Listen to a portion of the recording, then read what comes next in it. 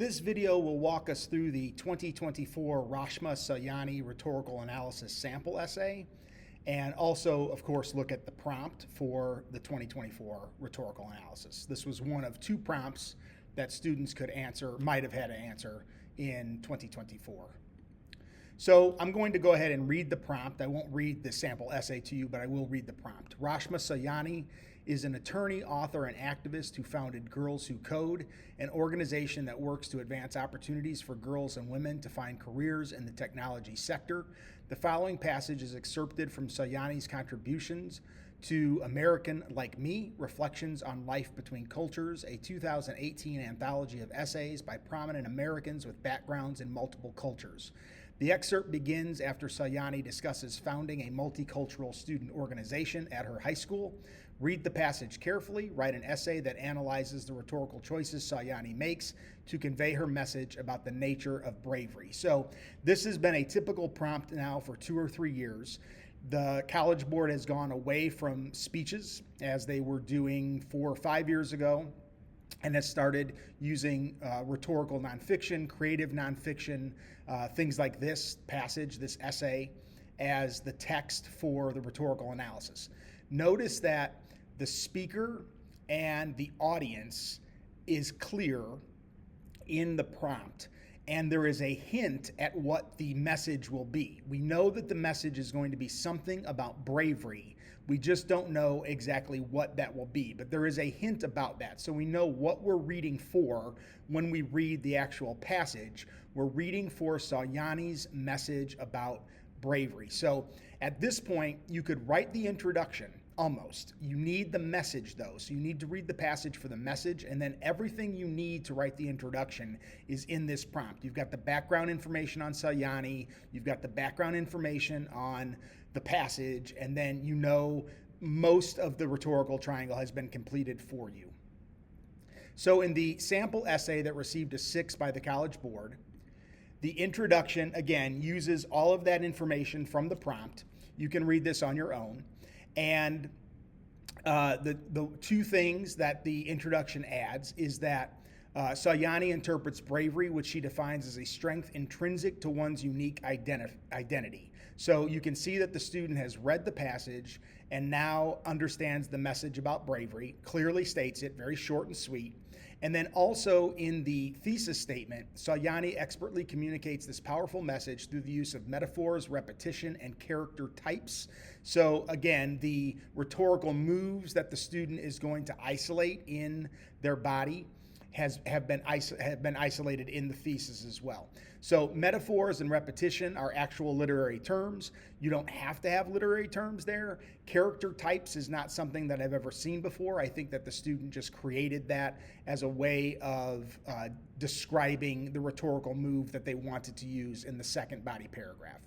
So we go to the first body paragraph, and again, you can read this on your own, but Coach Hall writes, discusses her tip to layer evidence in a body paragraph, and this is an excellent example of layering evidence. So first of all, she's using metaphors, and she's got 2 of them, right? She's got the metaphor of flexing the bravery muscle, and then she analyzes that metaphor, and then in the second half of the paragraph, she comes in with the metaphor of taxes, okay? And then she analyzes that metaphor as well. So we have one rhetorical move, we have 2 examples of that rhetorical move, and we have the evidence and the analysis layered almost like a sandwich, right, throughout the paragraph. The other thing that I think is important to notice in this paragraph is how often the writer uses the word brave or uses the word bravery. Everything about this metaphor is going back to the message that the author delineated in their introduction.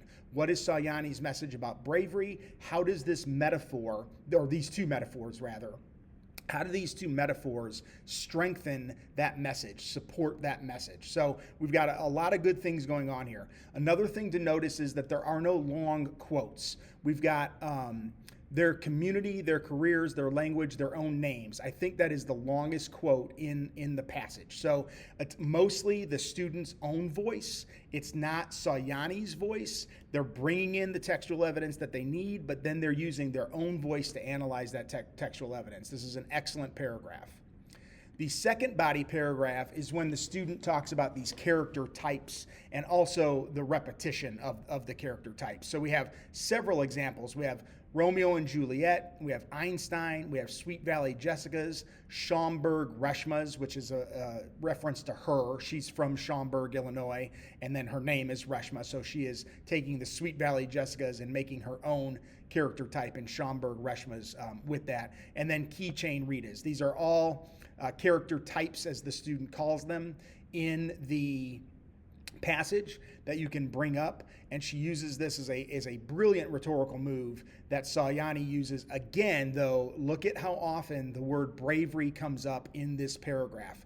The writer never lets us forget that the reason why we're talking about character types, the reason why we're talking about metaphors, the reason why we're talking about repetition is because Saujani has a message, and these rhetorical moves support that message. And this is the whole essay. It is not a long essay. It does not have a conclusion. That's not something that I necessarily recommend, but you can see in the rhetorical analysis, there's no conclusion, and this is the sample essay that the College Board, the only sample essay that the College Board has given us that scored a 6 from the readers in Tampa, or I think it was in Cincinnati this year.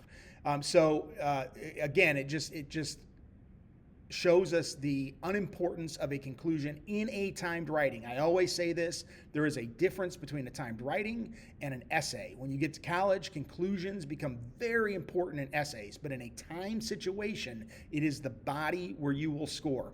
Think about the rubric, right? If you think about the first column and has the thesis statement in it, we can sort of associate that column with the introduction. And then that's 1 point. And then the middle column has the 4 points, and it's the line of reasoning.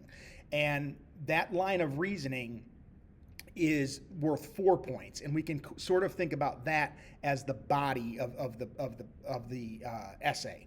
And so where are the points going to be scored? They're going to be scored in the body. The 6th point, of course, is that sophistication point, which can come just about anywhere, not necessarily in the conclusion. It can come anywhere.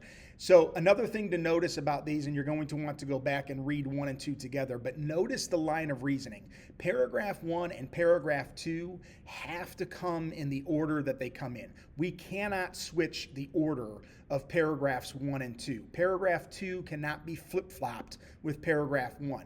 And that is because there is a strong line of reasoning focused on the word bravery that runs throughout the essay. And that line of reasoning is the reason why this essay scored a 6. So I hope that this walkthrough video of the sample essay helps students write a better response to the Reshma Saujani prompt. And I hope that if you've already written this prompt, that you will have an easier time revising if need be.